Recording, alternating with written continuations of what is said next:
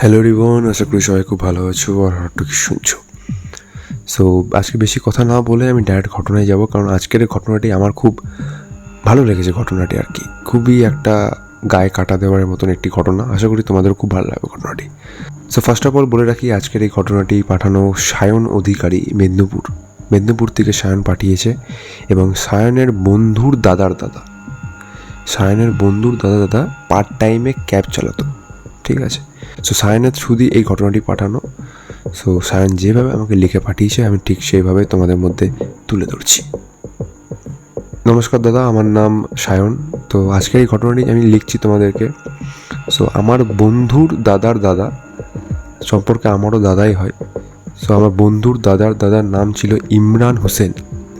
So আমি এই পুরো ঘটনাটি ইমরান দা বলেই সম্বোধন করব। রাত 2:10 ইমরান দা একজন ক্যাব ড্রাইভার। বাড়ি ফেরার আগেই শেষ একটি বুকিং পেল। পিক আপ লোকেশন পৌঁছে সে দেখলো রাস্তা একদম ফাঁকা। ঠিক তখনই অ্যাপে একটি নোটিফিকেশন এলো, প্যাসেঞ্জার অন বোর্ড। অবাক হলো সে, ভাবলো হয়তো যাত্রী পেছনের দরজা খুলে উঠে গেছে। রিয়ার ভিউ মিররে তাকাতে গিয়েও সে তাকালো না। রাতের ড্রাইভে তার একটি নিয়ম ছিল, অকারণে পেছনে তাকাবে না।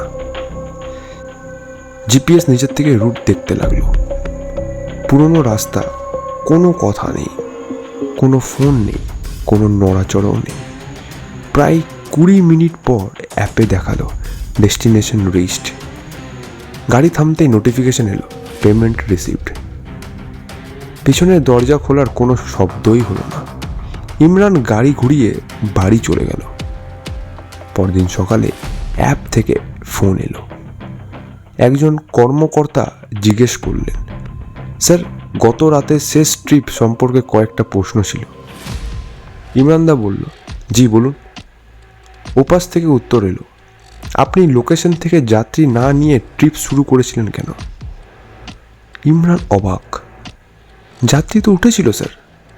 কর্মকর্তা বললেন, না স্যার, আমরা সিসিটিভি ফুটেজ দেখেছি, পুরো সময় আপনার গাড়িতে কাউকে উঠতে দেখা যায়নি। ইমরানের গলা শুকিয়ে গেল।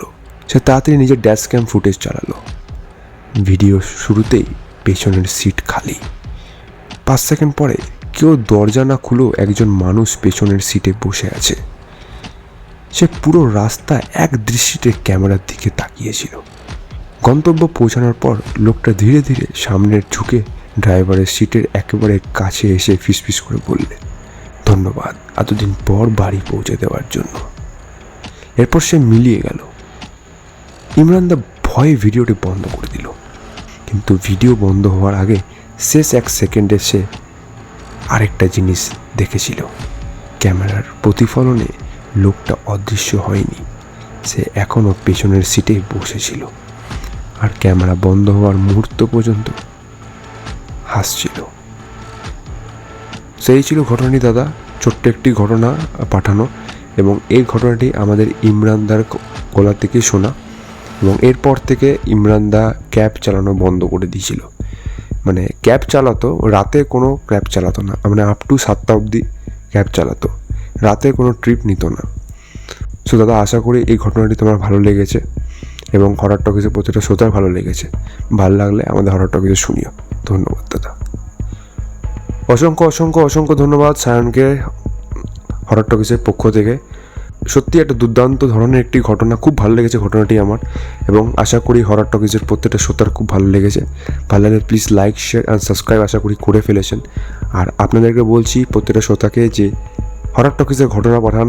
হরর টকিজের ঘটনা পাঠাতে গেলে কী করতে হবে, মেল করতে হবে হরর টকিজ মেল ইনবক্সে, দ্যাট ইজ horrortalkies008@gmail.com।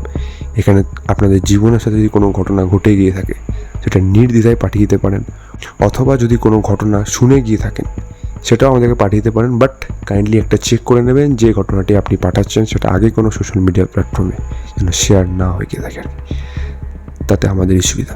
দেখা হচ্ছে হরর টকিজের পরবর্তী নম্বর এপিসোডে ঠিক পরের রবিবার ঠিক রাত 11টায়।